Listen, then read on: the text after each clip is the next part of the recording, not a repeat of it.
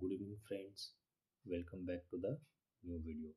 आज हम लोग क्लास 10 का चैप्टर नंबर 2 का एक्सरसाइज 2.3 का क्वेश्चन नंबर 2 को सॉल्व करेंगे। इसके पहले वाले वीडियो में हम लोग एक्सरसाइज 2.3 का क्वेश्चन नंबर 1 को सॉल्व किए थे। चलिए अब क्वेश्चन नंबर 2 में चेक करते हैं क्या करना है। Check whether the first polynomial is a factor of the second polynomial by dividing second polynomial by the first polynomial.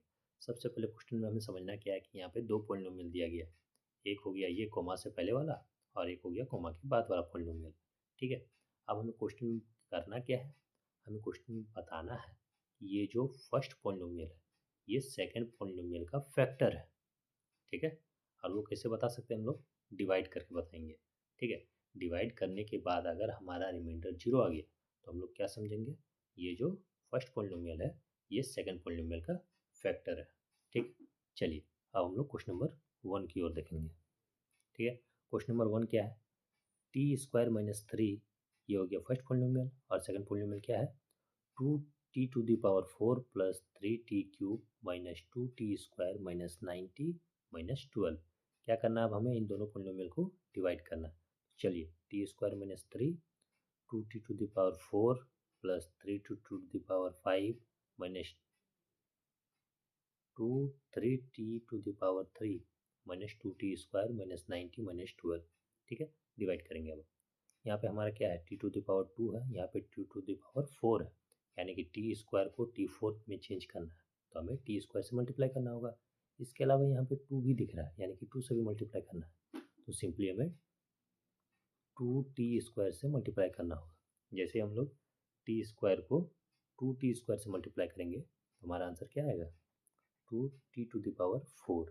ठीक है, अब इस नंबर को सेकेंड टर्म से मल्टीप्लाई करना होता है, माइनस 3 इंटू 2t स्क्वायर तो माइनस 6t स्क्वायर आएगा।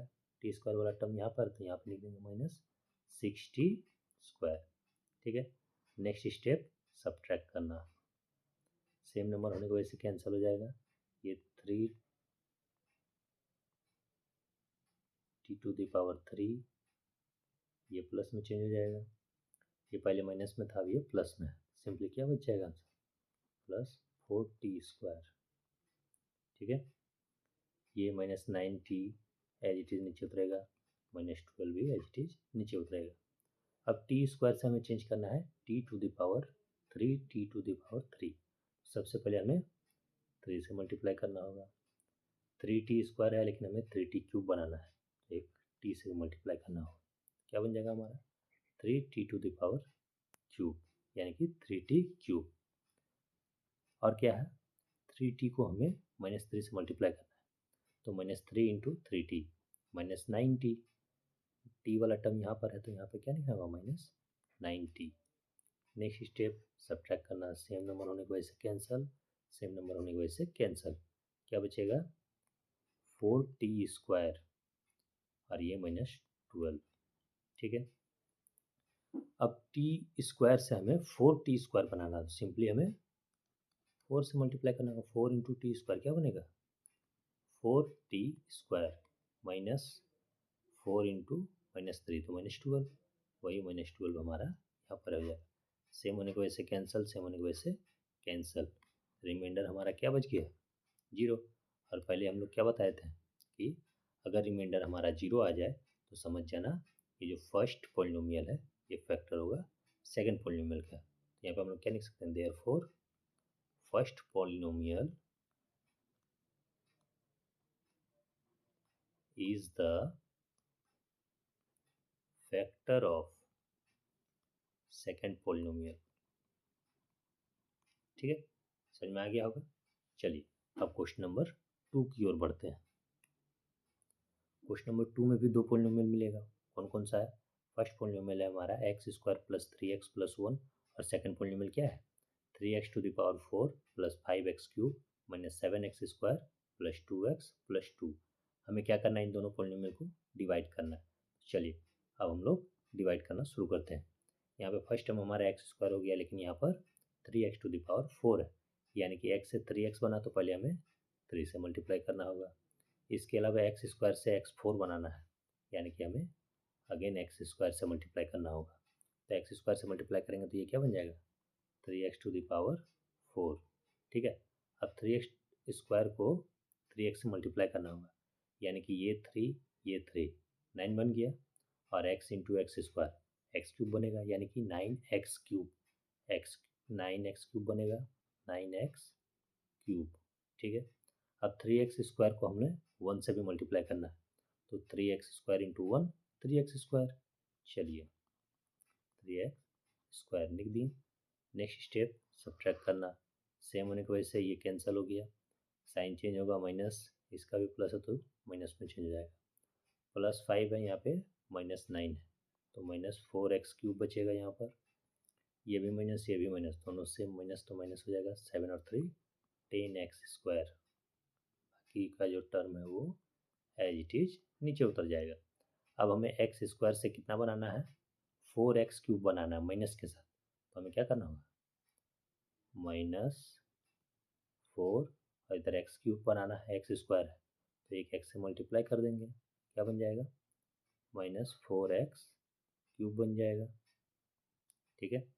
नेक्स्ट क्या करना है हमें, इसका जो टर्म है नेक्स्ट टर्म, यानी कि 4x को 3x से मल्टीप्लाई करना होगा, तो 4 3 जा -4 इंटू 3 -12, x और x मिल करके x², यानी कि -12x², -12x², ठीक है। अब यही -4x जो है 1 से मल्टीप्लाई करके क्या बन जाएगा, -4x बन जाएगा, ठीक है। अगेन सब्ट्रैक्ट, सेम होने की वजह से कैंसिल, इसका साइन प्लस में चेंज हो जाएगा, यानी कि -10x² + 12x², क्या बन जाएगा, +2x² बन जाएगा, इसका भी साइन चेंज हो जाएगा, जो पहले 2x था अब कितना बन जाएगा, 4x ऐड होने के बाद +6x में चेंज हो जाएगा। नेक्स्ट स्टेप क्या करना है हमें, ये जो 2 है इसे भी नीचे उतार देना होगा, ठीक है। x² है, अब हमें चेंज करना है 2x² में, यानी कि 2 से मल्टीप्लाई करना होगा, 2 इंटू x² क्या बनेगा, 2x², 2 into 3x + 6x, 2 into 1 + 2। अब देख रहे हैं इन दोनों में सारा चीज़ सेम है, तो जब सेम है तो कैंसिल हो जाएगा और हमारा रिमाइंडर 0 बच जाएगा, फिर हम लोग क्या लिख सकते हैं, since remainder is equal to 0 therefore first term is the factor of second term, ठीक है, समझ में आ गया। चलिए अब नेक्स्ट क्वेश्चन नंबर 3 की ओर बढ़ते हैं हम लोग, ठीक है। चलिए क्वेश्चन नंबर 3 में भी 2 पॉलिनोमियल दिया गया है, कौन कौन सा है देखते हैं। x³ - 3x + 1, ये हो गया हमारा फर्स्ट पॉलिनोमियल, और सेकंड पॉलिनोमियल क्या है, x⁵ - 4x³ + x² + 3x + 1, ठीक है। चलिए अब इन दोनों पॉलिनोमियल को हमें आपस में डिवाइड करना होगा, इसका फर्स्ट टर्म है x³ और इसका है x5, तो सिंपली हमें x² से मल्टीप्लाई करना होगा, चलिए x² से मल्टीप्लाई कर दिए, तो ये कितना बन गया, x⁵ बन गया। अब ये x² इधर का सेकंड नंबर से मल्टीप्लाई होगा, यानी कि x² इंटू -3x, तो -3x³ बन जाएगा, x³ वाला टर्म यहाँ पर है, क्या बनेगा, -3x³, ठीक है। चलिए अब x² जो है 1 के साथ भी मल्टीप्लाई होगा, यानी कि +x², प्लस यहाँ पर x² आ जाएगा, ठीक है। सब्ट्रैक्ट करना होगा, सेम होने की वजह से cancel, sign change, sign change, यहाँ पे -4x³ था उसमें +3x³ कर दिए, कितना बचेगा हमारा, -x³ बचेगा, ठीक है। अब यहाँ पे x² था और -x² हो गया, ठीक है, साइन सेम था इसलिए ये भी कैंसिल हो गया। नेक्स्ट हमारा बचा +3x, ये नीचे उतर जाएगा एज इट इज, +1। नेक्स्ट क्या करना है, x³ से हमें -x³ बनाना है, यानी कि सिंपली -1 से मल्टीप्लाई करना होगा, चलिए -1 से मल्टीप्लाई करते हैं, क्या बन जाएगा यहाँ पे, -x³। अब इस -1 को इधर का सेकेंड टर्म के साथ मल्टीप्लाई करना होगा, यानी कि -1 इंटू -3x, ये माइनस मिल करके प्लस हो जाएगा, यानी कि +4x, ये नहीं होगा, ऐड नहीं कर रहे हैं जो +4x होगा, -3x इंटू 1, यानी कि माइनस माइनस मिल करके प्लस और 3 वन जा 3, यानी कि प्लस 3x हो जाएगा। ठीक है, और ये -1 अगर 1 से मल्टीप्लाई होगा तो क्या बनेगा, -1 ही बनेगा। चलिए ठीक है, सेम होने की वजह से कैंसिल, सेम होने की वजह से कैंसिल, इसका साइन चेंज हो जाएगा। तो 1 + 1 कितना हो जाता है 2। तो यहाँ पे हम लोग क्या देखें, रिमाइंडर जो है वो 0 के बराबर नहीं है। Therefore first term is not the factor of second polynomial. ठीक है, यहाँ पे थोड़ा गड़बड़ हो गया, यहाँ पे टर्म लिख दिया, टर्म नहीं लिखना है, क्या लिखना है हमें, पोलिनोमियल लिखना है। First polynomial is not the factor of second polynomial. ठीक है, समझ में आ गया होगा। आज के लिए इतना ही रखते हैं।